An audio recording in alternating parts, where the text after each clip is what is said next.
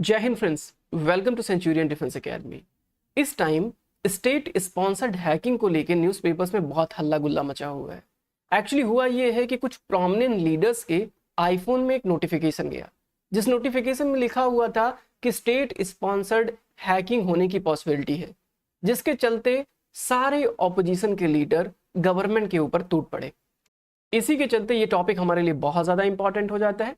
इस वीडियो में मैं आपको डिटेल से समझाऊंगा कि स्टेट स्पॉन्सर्ड हैकिंग क्या होती है, इसके अलावा ब्लू बगिंग क्या चीज़ होता है, फोन टैपिंग और फोन हैकिंग में क्या डिफरेंस होता है, फोन टैपिंग से रिलेटेड कौन कौन से प्रोविजंस हमारे यहाँ कॉन्स्टिट्यूशन या अदर चीज़ों में दिए हुए हैं। इसके अलावा मैं आपको बताऊंगा कि एप्पल कितना सेफ है। चलिए शुरू करते हैं और समझते हैं कि क्या है स्टेट स्पॉन्सर्ड हैकिंग। सबसे पहले समझते हैं कि आखिर मामला क्या है, हुआ क्या है। एक्चुअली ये है कि कुछ ऑपोजिशन के प्रोमिनेंट लीडर्स जैसे कि राहुल गांधी, राघव चड्ढा या मोइत्रा, ये ऐसे बहुत सारे लोग, लगभग 20 से 22 लोग ऐसे थे जिनके आईफोन पे एक नोटिफिकेशन गया। नोटिफिकेशन क्या गया, स्क्रीन पे आप देख पा रहे हैं कि थ्रेट नोटिफिकेशन गया। इसमें लिखा हुआ है कि state sponsored attackers may be targeting your iPhone. एक एक टर्म पे ध्यान देना है आपको। यहां पे लिखा हुआ है may be targeting, okay, may be targeting your iPhone. Apple believes you are being targeted by state sponsored attackers who are trying to remotely compromise the iPhone associated with your Apple ID this and this। ये message करके एक notification गया इनके phone पे भी। जो I message होता है, एप्पल में एक आई मैसेज होता है, उनका खुद का मैसेज होता है, ठीक है, मैसेजिंग सिस्टम है। तो एक आई मैसेज भी गया और उनके जीमेल पे भी एक मैसेज गया, ठीक है, एक मेल भी उनको ड्रॉप हुआ। अब इसके बाद सारे लोग सरकार के ऊपर सवाल करने लगे कि सरकार ने ये करवाया है, गवर्नमेंट ने ये करवाया है। लिखा हुआ है स्टेट स्पॉन्सर्ड अटैकर्स। तो हमारे लिए टर्म बड़ा इंपॉर्टेंट हो जाता है कि स्टेट स्पॉन्सर्ड अटैकर्स कौन होते हैं भाई। देखिए, मैं क्लियर कर दूं कि स्टेट स्पॉन्सर्ड अटैकर का कोई प्रॉपर डेफिनेशन नहीं है। एप्पल ने जो डेफिनेशन दिया है उसको मैं आपके सामने रखूंगा। अभी आगे बढ़ते हैं इस वीडियो में। अब जैसे नोटिफिकेशन आया वैसे ही उसके एक दिन बाद यानी 30 तारीख के रात को 12 बजे के आसपास मैसेज सभी लोगों के फोन में आता है एक एक करके। उसके बाद राहुल गांधी एक प्रेस कॉन्फ्रेंस करते हैं और उसमें जो जीमेल में जो चीजें लिखी हुई थी उन्होंने प्रेस रिलीज, अपना जो रिलीज प्रेस कॉन्फ्रेंस के दौरान जो बातें कहनी थी वो सामने रखी। इसमें बहुत सारी बातें इस जीमेल में लिखी हुई थी कि आपका फोन टारगेट किया जा सकता है ऐसा करके, ठीक है। मे बी टारगेटिंग ये टर्म था, मे बी टारगेटिंग, ऐसा नहीं था, क्लियर करके एप्पल ने नहीं कहा, मे बी टारगेटिंग कहा, ठीक है। अब इसको मैं आगे और बहुत अच्छे से क्लियर करूंगा। अब इसमें इस मेल में बहुत सारी चीजें लिखी हुई थी कि कैसे आप अपने आप को अपना फोन कैसे सेव कर सकते हैं, कैसे एप्पल आईडी को कैसे बंद कर सकते हैं, कैसे लॉकडाउन मोड ऑन कर सकते हैं, वो सारी डिटेल एप्पल ने यहाँ पे दी हुई थी मेल में, ओके। अब चूंकि मैसेज में, मेल में हर जगह लिखा हुआ है स्टेट स्पॉन्सर्ड अटैकर्स, अब इसके बाद लोगों ने सवाल करना शुरू कर दिया गवर्नमेंट से। तो गवर्नमेंट ने एप्पल से सवाल किया कि एप्पल आप बताइए कि आपने ऐसा क्यों किया, क्या आपके पास कोई प्रॉपर प्रूफ है कि हमने ये करवाया है? ऐसा आपके पास अगर प्रूफ हो तो सामने रखिए। तो एप्पल ने जो कुछ बातें कही मैं आपके सामने रखता हूं। इससे पहले एक और इम्पॉर्टेंट चीज ये है कि ये पहली मर्तबा नहीं है कि इस प्रकार का स्टेट स्पॉन्सर्ड अटैकर्स का नोटिफिकेशन एप्पल ने भेजा है। इससे पहले भी 2021 में इस प्रकार का नोटिफिकेशन भेजा गया था एप्पल की ओर से। और सिर्फ भारत में नहीं, दुनिया के लगभग 150 कंट्रीज में ये मैसेज गया हुआ था। अलग अलग प्रोमिनेंट लीडर्स या पीपुल, जो भी फेमस पर्सनालिटीज हैं, उनके फोन पर इस प्रकार का मैसेज गया हुआ था एप्पल की ओर से। तो पहली मर्तबा नहीं, इससे पहले भी कई बार हो चुका है। और सिर्फ भारत में नहीं, भारत के अलावा 150 देशों में ये गया हुआ है इस प्रकार का नोटिफिकेशन। इतनी बात से ही क्लियर होता है कि ये एप्पल का एक पॉलिसी है भेजने का। खैर आगे मैं आपको समझाऊंगा तो आपको समझ में आएगा कैसे पॉलिसी है। देखो, सबसे पहली बात कि who are the state sponsored attackers, कौन है? इसका क्या कोई प्रॉपर डेफिनेशन है? नहीं, इसका कोई प्रॉपर डेफिनेशन नहीं है। एप्पल ने जो कुछ बातें कही मैं आपके सामने रखता हूं। एप्पल ने कहा कि state sponsored attackers are very well funded, बहुत अच्छे से इनको पैसा मिलता है और बहुत सोफिस्टिकेटेड होते हैं और अपने अटैक्स को टाइम टू टाइम इवॉल्व करते रहते हैं। और हम उनको कैसे ट्रैक करते हैं? हम उनको ट्रैक करते हैं थ्रेट इंटेलिजेंस सिग्नल के आधार पर। जो सिग्नल्स हमको मिलते हैं थ्रेट इंटेलिजेंस एक सिस्टम है, एक सॉफ्टवेयर है, उसमें एक सिग्नल मिलता है एप्पल को। एप्पल उन सिग्नल के हिसाब से ये डिसाइड करता है कि क्या किस प्रकार का थ्रेट है, या थ्रेट कितना गंभीर हो सकता है, किसने करवाया होगा, ये सारी इंफॉर्मेशन इनको इस सिग्नल के थ्रू मिलता है। अब ये सिग्नल जरूरी नहीं है कि ठीक हो, एप्पल ने साफ साफ लिखा कि ये जरूरी नहीं है, और अक्सर अक्सर ये इम्परफेक्ट होता है। एप्पल ने अपना ट्विटर पे इन्होंने अपना पूरा प्रॉपर, जब गवर्नमेंट ने मांगा कि ऐसा कैसे आपने कर दिया, तो एप्पल ने पूरा क्लेरिफिकेशन दिया। उन्होंने कहा कि ये इम्परफेक्ट हो सकता है, इनकम्प्लीट, अक्सर इम्परफेक्ट और इनकम्प्लीट होता है, और कई बारी ये फॉल्स अलार्म के तौर पे भी आपके यहाँ नोटिफिकेशन आ सकता है। ठीक है, ऐसा बात एप्पल ने कहा। इसके अलावा एप्पल ने कहा कि देखिए हम पूरी इंफॉर्मेशन आपको प्रोवाइड नहीं कर सकते हैं। क्यों नहीं कर सकते? क्योंकि एप्पल अपनी सिक्योरिटी के लिए जाना जाता है। अगर वो ये बात डिक्लेयर कर देगा कि इस पर्टिकुलर वजह से आपको ये नोटिफिकेशन गया, तो जो अटैकर्स हैं वो अलर्ट हो जाएंगे और उसके बाद वो प्रोसीजर बाइकआउट करके या बाईपास करके वो अदर तरीके से फिर से आपके फोन में घुसने की कोशिश करेंगे। इसलिए एप्पल ने कहा कि हम जिस तरीके से इन्होंने अटैक किया है या अटैक करने की पॉसिबिलिटी हमको लगती है, वो तरीका हम आपको नहीं बता सकते। तो गवर्नमेंट ने कहा फिर तो हमारे ऊपर आरोप नहीं लगता है, आपने क्लियर ही नहीं किया कि किस तरीके से, आप ही खुद कंफ्यूज्ड हैं, आप खुद कंफ्यूज्ड हैं कि क्या सच मायने में गवर्नमेंट ने करवाया या किसी और पर्टिकुलर व्यक्ति ने किया, आप खुद ही कंफ्यूज हैं, तो आप हमारे ऊपर आरोप नहीं लगा सकते। ऐसा कहकर गवर्नमेंट ने कहा कि नहीं, ये हमारी गवर्नमेंट या हमारे सरकार या हमारे लोगों के ऊपर जो है इस प्रकार का आरोप गलत है। एप्पल खुद से क्लियर करे पहले कि कैसे उन्होंने ये चीज करने की जो है हिमाकत करी। तो ये एप्पल की ओर से और गवर्नमेंट की ओर से जो रिस्पॉन्स था। बाकी स्टेट स्पॉन्सर अटैकर्स को और क्लियर करते हुए एप्पल ने अपने मैसेज में लिखा कि देखिए, जो नॉर्मल साइबर क्रिमिनल्स होते हैं और जो स्टेट स्पॉन्सर्ड अटैकर्स होते हैं उनमें डिफरेंस होता है। क्या डिफरेंस होता है? सबसे इंपॉर्टेंट डिफरेंस होता है फाइनेंशियल गेन का। जो स्टेट स्पॉन्सर्ड अटैकर्स होते हैं वो फाइनेंशियल गेन करना उनका मकसद नहीं होता है, उनका मकसद डेटा चोरी करना होता है, ताकि पॉलिटिकल पार्टीज को या किसी कंपनी को प्रॉपर बेनिफिट हो सके। उनका मोटो किसी भी तरीके से ज्यादा पैसे हासिल करना नहीं होता। जो रेगुलर साइबर क्रिमिनल्स होते हैं उनको पैसे कमाना मोटिव होता है, और जो स्टेट स्पॉन्सर्ड होते हैं उनका पैसे कमाना मोटिव नहीं होता है। एप्पल इसी में आगे कहता है कि एक्चुअली ये जो अटैकर्स होते हैं, ये अटैकर्स एक्चुअली बहुत मॉडर्न टेक्नोलॉजी को इस्तेमाल करते हैं जो स्टेट स्पॉन्सर्ड होते हैं, क्योंकि स्टेट का इनके ऊपर हाथ होता है या किसी बड़ी कंपनी का इनके ऊपर हाथ होता है। इस वजह से ये टेक्नोलॉजी से लैस होते हैं, इसलिए इनको डिटेक्ट कर पाना बड़ा मुश्किल होता है। इस वजह से भी हम नहीं बताएंगे कि इन्होंने किस तरीके से या वो कौन सा प्रूफ है जिसके चलते मैं ये कह रहा हूं कि आपके फोन में may be state sponsored attacker attack कर सकते हैं, ये बताने से मना कर दिया। एप्पल अपने ईमेल में आगे लिखते हुए कहता है कि देखिए, हम आपको ये तो नहीं बताएंगे कि किस तरीके से आपके ऊपर अटैक हो सकता है या कौन सा तरीका वो अपना रहे हैं, लेकिन हम ये बता सकते हैं कि आप सेफ कैसे रह सकते हैं। तुरंत ही अपने फोन का लॉकडाउन मोड ऑन कीजिए और जितनी भी आईडी से लिंक्ड चीजें हैं उसको शट डाउन कर दीजिए, रिबूट कीजिए, और बहुत सारे तरीके उन्होंने मेल में अपने बताया। इसको तुरंत अपनाइए और अपने आप को सेफ कीजिए, ऐसा एप्पल ने कहा। नाउ इतनी ही कहानी है जो कुछ बवाल मचा पड़ा हुआ है कि आईफोन सेफ है नहीं सेफ है, सरकार हैकिंग करवा रही है जानबूझकर, या इथिकल हैकिंग है या इलीगल हैकिंग है, किस प्रकार वो जो डिबेट चल रहा है उसका पूरा जो क्रक्स मटेरियल था मैंने आपको यहाँ पे समझा दिया। अब एक इंपॉर्टेंट चीज आती है कि ब्लू बगिंग क्या होती है। ब्लू बगिंग अभी कुछ दिन पहले न्यूज़पेपर्स में था। ब्लू बगिंग क्या चीज होता है मैं आपको समझा देता हूँ एक दो लाइन में। ब्लू बगिंग, जैसा नाम ब्लू लिखा हुआ है तो ब्लू से ब्लूटूथ। जब आपके डिवाइस में फोन है, लैपटॉप है, जब आपके डिवाइस में गलती से या जानबूझकर ब्लूटूथ ऑन रह जाता है तो हैकर्स इस ऑन ब्लूटूथ का बेनिफिट उठाते हैं और ब्लूटूथ के जरिए आपके फोन से डेटा निकालने की कोशिश करते हैं। अब डेटा किसी प्रकार का हो सकता है, आपका कॉन्टैक्ट डिटेल हो सकता है, आपकी फोटोज हो सकती हैं, वीडियो हो सकता है, कॉल हो सकता है।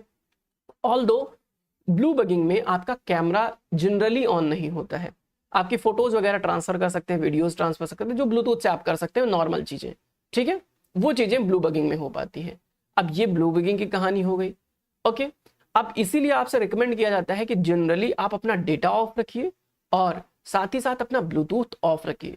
पता नहीं 10 मीटर के रेंज में, अब ये ब्लू बगिंग बहुत दूर से नहीं कर सकते आप कि यहाँ बैठे हैं और दिल्ली का कोई व्यक्ति, आप लखनऊ बैठे हैं, दिल्ली का कोई व्यक्ति आपका ब्लू बगिंग कर रहा हो, नहीं। 10 मीटर का रेंज, आप डिवाइस लगा देंगे तो 100 मीटर, इससे ज्यादा के रेंज में ब्लू बगिंग नहीं होती है। इसलिए आपसे रिक्वेस्ट की जाती है कि आप अपना ब्लूटूथ जब जरूरत पड़े तभी ऑन कीजिए, अदरवाइज ऑफ कर दिया कीजिए। इसी प्रकार डेटा के साथ भी है, डेटा हमेशा आपको ऑफ रखना चाहिए। इसके मल्टीपल रीजन है, उनमें से डेटा चोरी होना भी एक इंपॉर्टेंट रीजन है। इसके अलावा डेटा के थ्रू आपके फोन की जो मल्टीपल मशीन्स होती है उसको ऑन कर दिया जाता है, जैसे कि माइक आपका ऑन कर दिया जाएगा, आपका कैमरा चालू कर दिया जाएगा डेटा की मदद से। इसलिए डेटा भी ऑफ करना चाहिए, और डेटा बैटरी भी खाता है, इस वजह से डेटा ऑफ ही करके रखो, ज्यादा बेहतर है। आपका फोन डैमेज होता है धीरे धीरे करके अगर आप ज्यादा डेटा ऑन करके रखते हैं। तो ब्लू बगिंग का कॉन्सेप्ट हमको समझ में आया। अभी एक चीज बड़ी इंपॉर्टेंट है जो मुझे बतानी है, वो है tapping versus hacking. What is tapping, what is hacking? Bharat में आपने कभी नहीं सुना होगा कि फोन की जो है लैपटॉप की टैपिंग हो रही है। लैपटॉप की टैपिंग नहीं होती, फोन की टैपिंग होती है। लैपटॉप की हैकिंग, फोन की हैकिंग, दोनों की हैकिंग होती है, लेकिन टैपिंग सिर्फ आपके फोन की होती है। लैपटॉप की टैपिंग जनरली नहीं होती है, बहुत ही कम आपने सुना होगा। इसके पीछे रीजन क्या है? टैपिंग का क्या मतलब होता है? टैपिंग का मतलब आप किसी की बात चोरी छुपे सुने, ठीक है। आपने कई सारी मूवीज देखी होगी, मुझे एक मूवी का सीन याद आ रहा है जिसमें एक पर्टिकुलर बंदा आता है बाहर से और कहता है कि क्या सर आपका फोन काम नहीं कर रहा है? वो तुरंत जो रिसीवर वाला फोन होता था ना, कान में लगा के उठाते थे, ऐसे बोलते थे, उस प्रकार का फोन होता था, और कहता है लाइए दिखाइए। और देखने के माध्यम से वो क्या करता है, उनके फोन का थोड़ा सा वायर ढीला करता है और उसमें एक माइक लगा देता है, ठीक है। उसके बाद वो जिस किसी से भी बात कर रहे होते हैं वो सारी बात सामने वैन में बैठे हुए व्यक्ति को सुनाई देती है। That is tapping. टैपिंग देखिए, वायर वाली फोन थी तो बहुत आसान था। कैसे आसान था आगे अभी मैं आपको समझाऊंगा कि कैसे वायर वाले फोन में बहुत आसान था।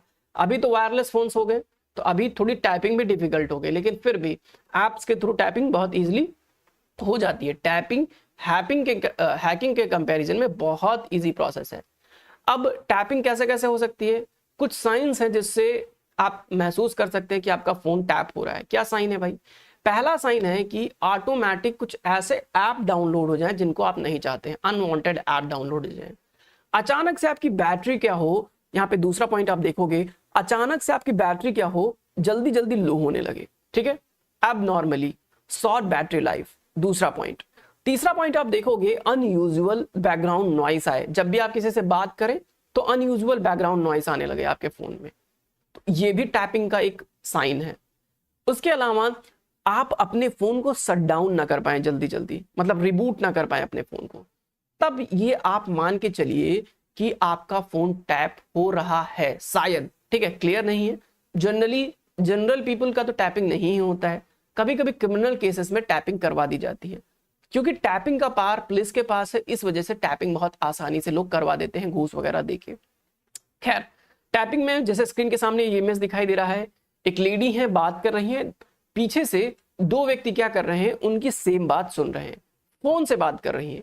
अब यही वायर वाला कहानी होती तो वायर वाली कहानी बहुत आसानी से टैप कर सकते थे। जो पहले वायर वाला फोन होता था ना, उसमें दो वायर होती थी, एक इनकमिंग की एक आउटगोइंग की, ठीक है, एक से फोन की वॉइस आ रही है, एक से आपकी आवाज जा रही है। नॉर्मली जनरल केस में देखते हैं, जनरल केस में यही होता है कि एक फ्रीक्वेंसी से आपकी आवाज आ रही है, एक फ्रीक्वेंसी से आपकी आवाज जा रही है, एक वायर से आपकी आवाज आ रही है, एक वायर से आपकी आवाज जा रही है, ठीक है, यही होता है। अब इसमें क्या होता है, तो जो पुराने वाले फोन होते थे ये वायर्ड होते थे, और उस टाइम लोग कैसे टैपिंग करते थे, मैं बस आपको अवेयर कर रहा हूं, मतलब ये मत समझ लीजिएगा कि ये बता रहे हैं सर तो हम कल से टैपिंग करना स्टार्ट कर देंगे, ये सब बहुत जेल जाएंगे और बहुत मुश्किल हो जाएंगी चीजें, ठीक है। टैपिंग इलीगल है, ऐसे अनऑथोराइज टैपिंग इलीगल है।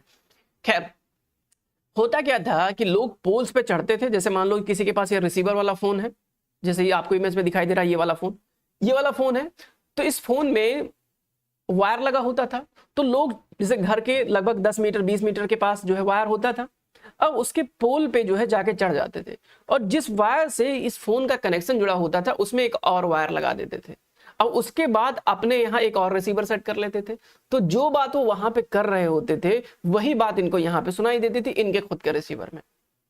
ऐसा एक और एग्जांपल देता हूं, आपने बहुत सारी मूवीज में देखा होगा कि नीचे से, जैसे मान लीजिए कि कोई दो कपल्स हैं, वो आपस में बात कर रहे हैं, ठीक है, अचानक से मम्मी भी अपना फोन किसी को मिलाने के लिए उठाती हैं और अचानक से देखती है कि फोन एक तो बिजी आ रहा है, दूसरा उस पर ऑलरेडी कोई बात कर रहा है, मतलब तीसरा फोन, दो लोग तो आपस में बात कर रहे हैं, तीसरा फोन जो सेकंड फ्लोर पे रखा हुआ है उसमें भी सेम आवाज सुनाई दे रही है। वो कैसे हुआ? वो भी फोन टैपिंग तरीका है, फोन टैपिंग का ही एक एग्जाम्पल है वो वाला, ठीक है। इसी प्रकार कोई पोल पे चढ़ गया और वहां से कनेक्शन जोड़ दिया, उसके बाद आप भी आराम से उनकी बात सुन पाएंगे। तो ये बहुत आसान था, पहले वायर्ड था, अब फोन तो वायर्ड नहीं है, अब तो ये आईफोन आ गया, अब टैपिंग वैपिंग नहीं होती है, सीधा हैक हो जाता है। खैर, होता क्या है कि जब आप कोई चीज ब्राउज करते हैं, ठीक है, स्क्रॉल करते हैं, ब्राउजिंग करते हैं, आप कोई चीज डाउनलोड करते हैं, तो अचानक से कोई एक सॉफ्टवेयर आपके फोन में डाउनलोड हो जाता है, जिस वजह से वो सॉफ्टवेयर आपके माइक को ऑन कर देता है। जब माइक ऑन हो जाता है तो उस सॉफ्टवेयर में, जो सॉफ्टवेयर आपके फोन में गया है, वो सारा डेटा रिकॉर्ड करता है और कहीं दूसरी जगह ट्रांसफर कर देता है आपके डेटा के थ्रू। इसलिए डेटा भी बंद करना बहुत जरूरी है। डेटा ऑन रहेगा, डेटा ट्रांसफर होगा, डेटा ऑफ रहेगा, डेटा ट्रांसफर नहीं होगा। बहुत जरूरी है अपना डेटा ऑफ करके रखिए। नाउ, तो ये फोन टैपिंग का तरीका है, इस प्रकार चीजें चलती हैं। हैकिंग क्या होता है भाई? हैकिंग टैपिंग से बहुत बड़ा कॉन्सेप्ट है। हैकिंग में सिर्फ आपकी बातें दूसरे तक नहीं पहुंचती हैं, आपका user name, ID, password, bank account detail, सारी की सारी चीजों, आपकी कैमरा, आपके माइक, आपके फोटोज, सब पे एक्सेस हो जाता है हैकर्स का। अभी जो आईफोन के साथ मसला हुआ है वो यही हुआ है। उन्होंने क्या किया? सारा का सारा हैक करना स्टार्ट किया। ऐसे बहुत सारे एग्जाम्पल आपने सुने होंगे। इसका एक बहुत इंपॉर्टेंट एग्जाम्पल है पैगासस। पैगासस स्पाईवेयर, इसका नाम आपने बहुत सुना होगा, कुछ दिन पहले ही सुना होगा। एक्चुअली पैगासस प्रोजेक्ट स्टार्ट किया गया था इजराइल की एक कंपनी के द्वारा। एक स्पाईवेयर है जो जासूसी करने में काम आता है। आपके फोन में ऑटोमेटिक डाउनलोड हो जाएगा और आपका सारा का सारा डेटा बहुत पावरफुल है, आपको पता भी नहीं चलेगा कि आपके फोन में कोई स्पाईवेयर है। सारा का सारा डेटा किसी और इजरायली कंपनी को ट्रांसफर होता रहेगा। और बहुत सारे, कुछ कैबिनेट मिनिस्टर्स, ऑपोजिशन के लीडर्स, कॉन्स्टिट्यूशनल अथॉरिटीज, बहुत सारे गवर्नमेंट ऑफिशियल्स, इन सब के फोन में ये पैगासस सॉफ्टवेयर पाया गया कुछ दिन पहले। और ये हैकिंग का एग्जाम्पल है।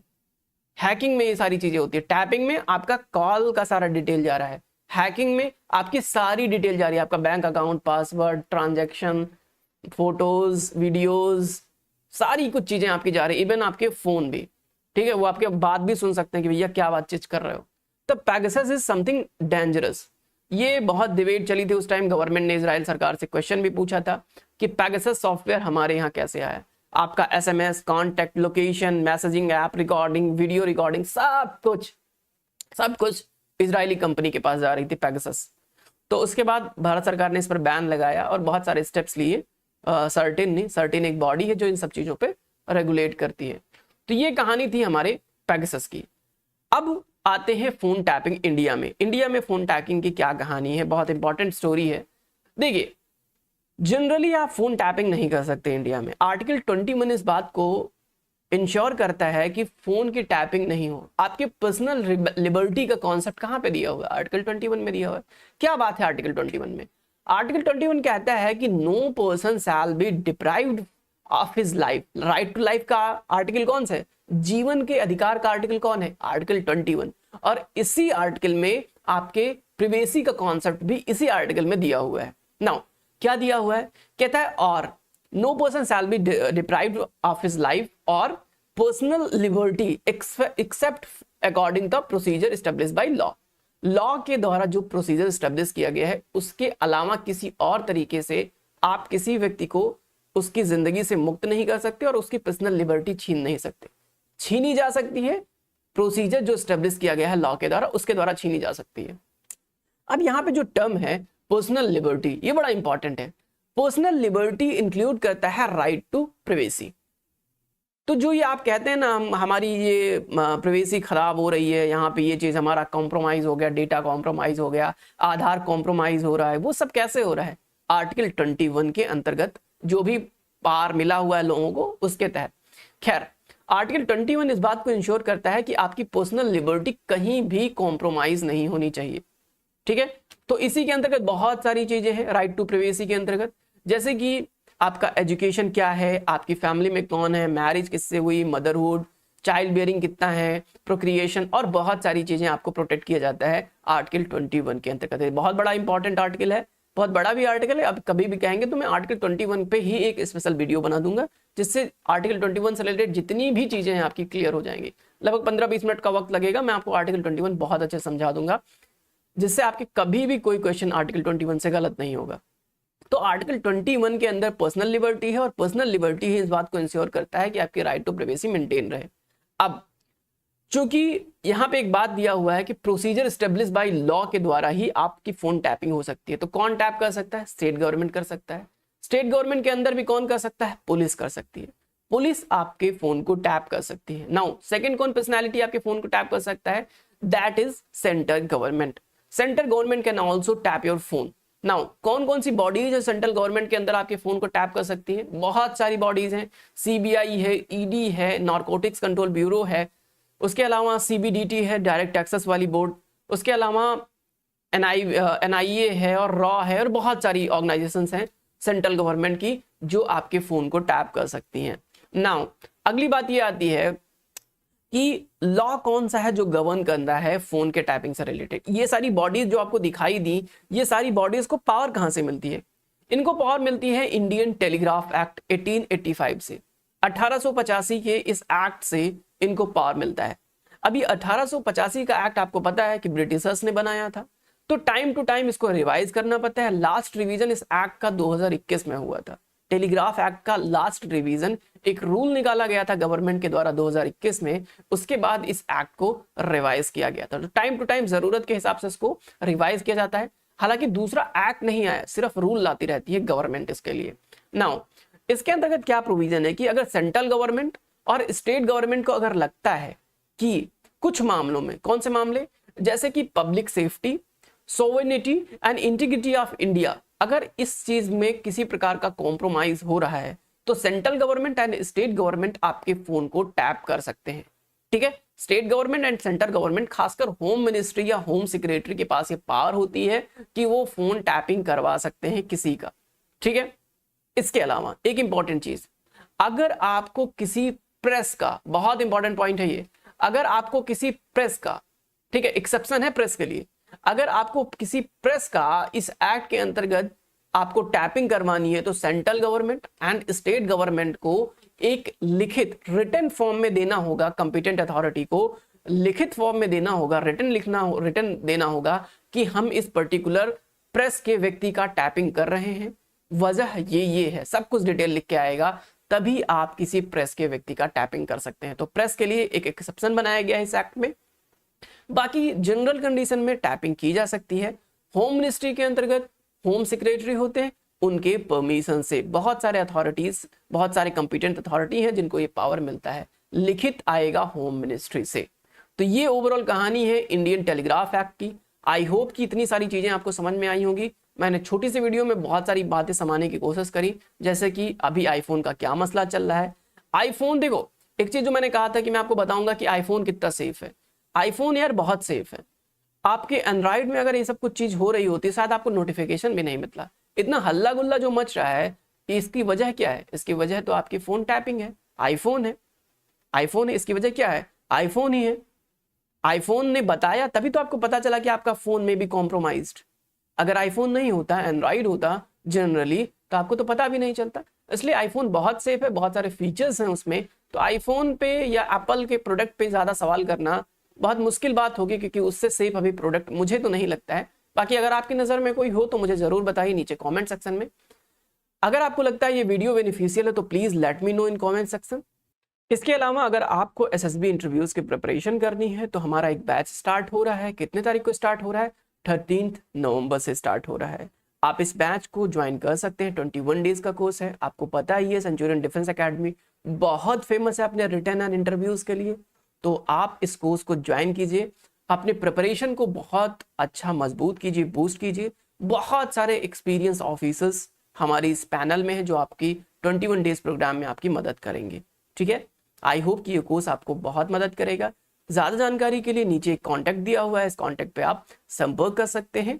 बाकी अगर आपको लगता है ये वीडियोस हेल्पफुल हैं आपके लिए तो please let me know in comment section, ताकि मैं आपके लिए ऐसे अच्छे अच्छे वीडियोस लेकर आता रहूं। बाकी आप टॉपिक भी सजेस्ट कर सकते हैं कि आपको इस टॉपिक पर वीडियो चाहिए। नेक्स्ट जो टॉपिक होगा हमारा हैलोवीन होगा, उस पर भी हम लोग डिस्कशन करेंगे। मिलेंगे नेक्स्ट वीडियो में। Thank you so much for watching. Have a nice day. Join करें NDA 1 2024 रगड़ा बैच और घर बैठे तैयारी करें अपने ड्रीम एग्जाम की। Batch starts on the 15th of November. Use coupon code NDA Diwali to avail 50% discount.